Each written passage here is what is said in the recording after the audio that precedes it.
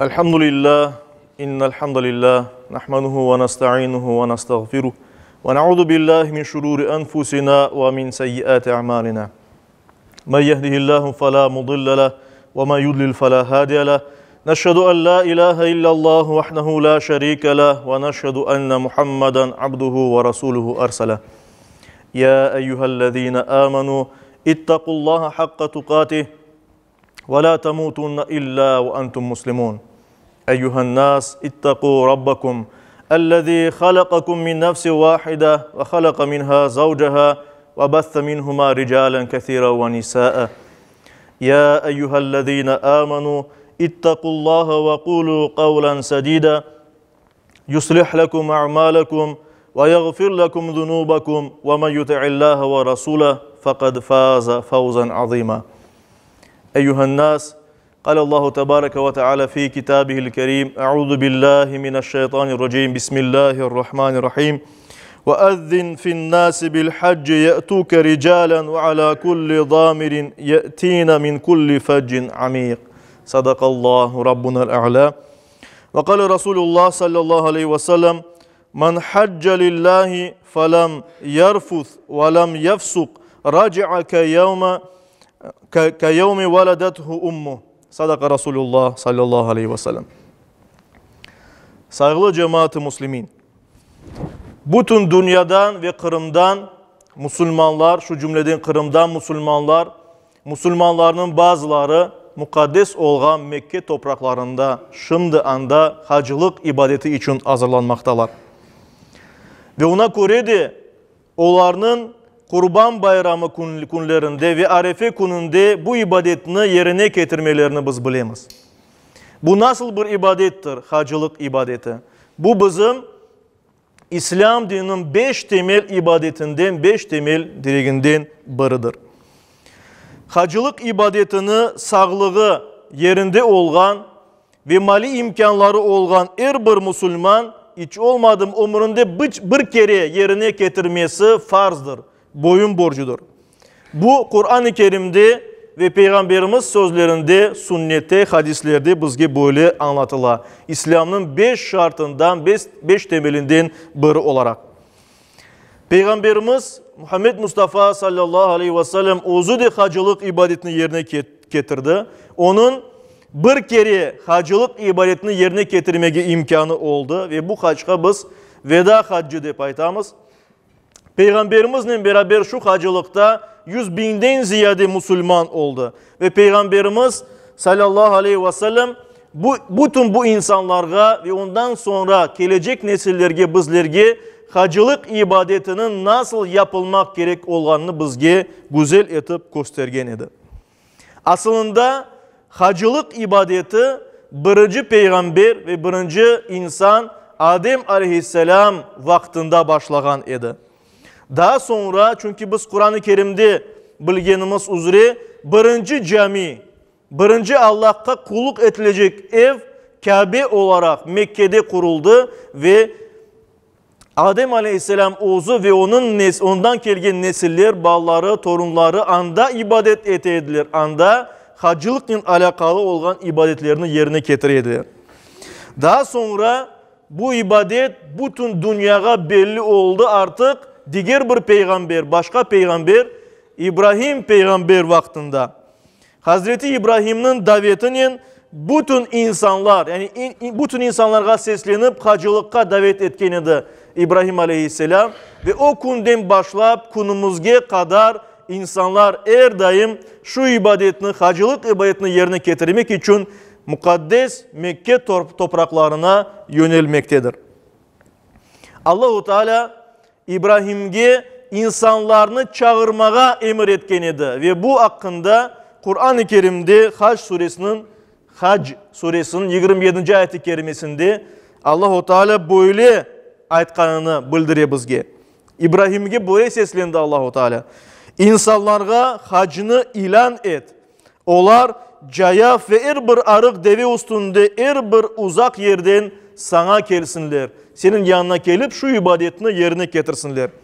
Ve Peygamberimiz Muhammed Mustafa sallallahu aleyhi ve sellem de şu ibadetini devam ettirdi. Oğlan ananeni devam ettirdi. Ama daha sonra insanlar tarafından uydurulgan olmayacak adetlerini yok edip İbrahim aleyhisselam vaktinde oğlanı dayin hacılıkının temiz varyantını kendi başlatkan idi. Devam ettirgen idi. Ve Peygamberimiz sallallahu aleyhi ve sellem aynı şekilde bütün insanlarını, Müslümanlarını hacılık yapmaya davet etken idi. Ve bu Hicri 9. yılda olup geçti. Yani bu vakitten başlayıp Müslümanlar için hacılık ibadeti farz oldu. Asırlardır bütün Müslümanlar Peygamberimizin şu davetine uyup hacılık ibadetini yerine getirmek için dört bir taraftan Mekke şehrine akıp gelirler. Asırlardır biz cevap olarak hacılıkka barganlar hususan şu sözlerini aytamız. Lebbeyk Allahümme lebbeyk. Yani ey Allah'ım biz senin aldındamız. Sana boysunup ve sana teslim olup senin karşındamız. Allah'ım deyip aytamız ve böylece şu ibadetini baş üstüne deyip yerine getiremiz. İşte eğer bizler de şu ibadetke nail olup şu ibadetini yerine getirip Adem aleyhisselam gibi ilk kurulgan cami yanında, Kabe-i Şerife yanında istiğfar etsek, Allahu Teala'dan bağışlaf dilesek, Allahu Teala'dan yapkan ibadetlerimiz için savabımızı umut etsek, elbette Allahu Teala da bizge cevap verecektir. Yüce Rabbimiz Kabe-i Şerifini ve Mekke şehrini haram bölgesi olarak ilan etti. Haram bölgesi ne demek saygılı cemaat-i müslimin? Hürmet etilgen, günah yapılması asıl da yasak etilgen bir yer demektir. İşte Yüce Rabbimiz bunu böylece ilan edip bu topraklarını değerlendirdi, şereflendirdi.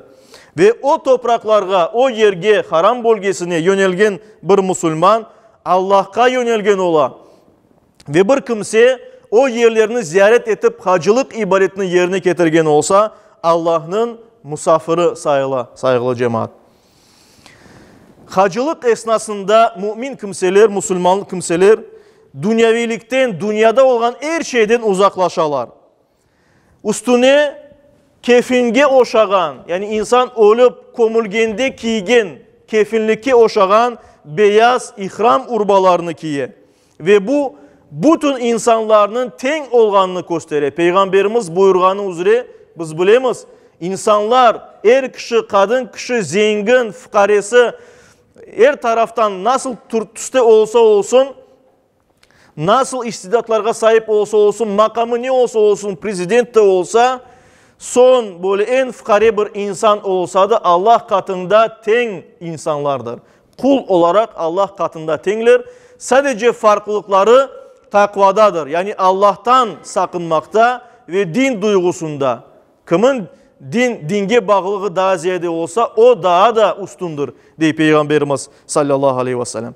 İşte şu beyaz ihram urbalarını giygende herkes aynı yürü. Kim nasıl olsa olsun herkes aynı o yerde yürü. Tamamen kıyamet kopkanda bütün insanlar kabirlerden tirilip mahşer gününde toplanacağı dayin herkes ten ve herkes yapkanlarından hesap verecek dayin şu şekilde müminler yürürler ve Kabe etrafında tavaf eteler. Kabe'ni 7 kere aylanalar.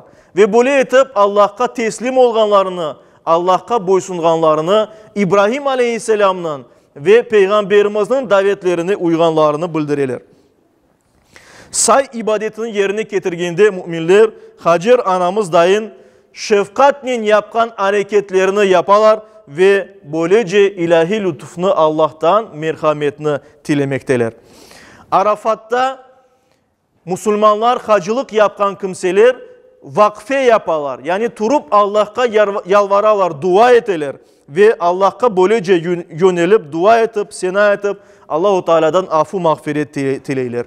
Bununla beraber Mina'da kalgan Müslümanlar İbrahim Aleyhisselam'ın, İbrahim Peygamber'in bergen sözünü Allah'a sadık kalganını hatırlaylar ve İsmail gibi Allah'ın tarafında olganını gösterirler ve şeytanga taşlar taşlaylar ve şeytanga taşlaganda aynı vakitte özünün içinde olan şeytanlarga taş taşlaylar. Simbolik şekilde bunu yaparlar da içindeki şeytanlarını, içindeki yaramay nefis arzularını bastıralar ve daha da yaxşı Müslüman olmak için tırışalar.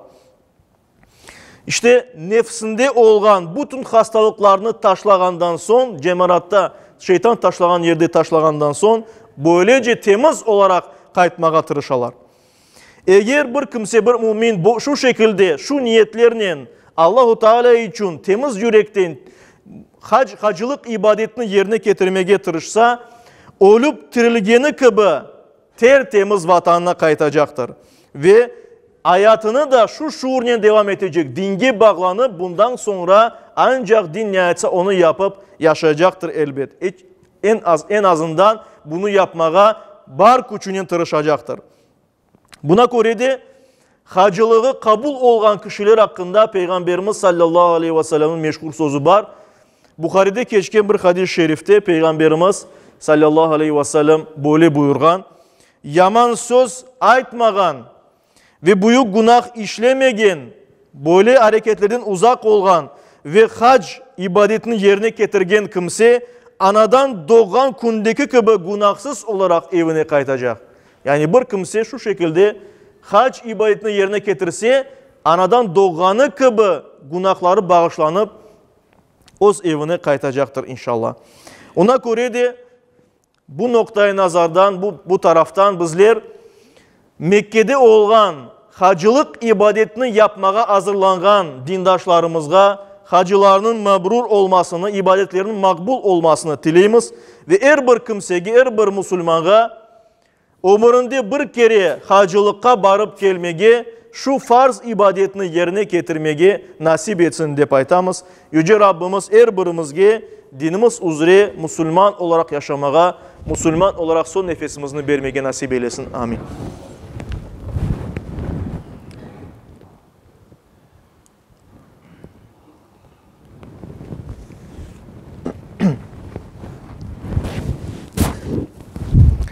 Elhamdülillah ve salatu ve selamu ala Resulillah ve usiku ve nefsel asayete bi takvallah.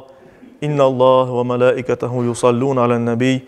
Ya eyyühellezine amanu sallu aleyhi ve sellimu teslima. Vardallahum man khulefa'l arba'a Ebi Bekri ve Umar ve Uthman ve Ali ve ansaril ali ve sahabeti ve tabi'in ve man tabi'hum bi ihsanin ila yevmiddin.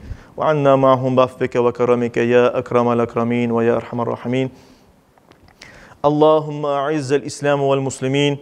اللهم أعز الإسلام والمسلمين. اللهم أعز الإسلام والمسلمين واحمي حوزة الدين ودمر أعداء الدين وألف بين قلوب المسلمين ووحد صفوفهم واجمع كلمتهم على الحق يا رب العالمين وانصر دينك وكتابك وسنة نبيك محمد صلى الله عليه وسلم وآله أجمعين. عباد الله إن الله يأمر بالعدل والإحسان وإيتاء ذي القربى وينهى عن الفحشاء والمنكر والبغي يعظكم لعلكم تذكرون. صدق الله ربنا الأعلى وأقيموا الصلاة.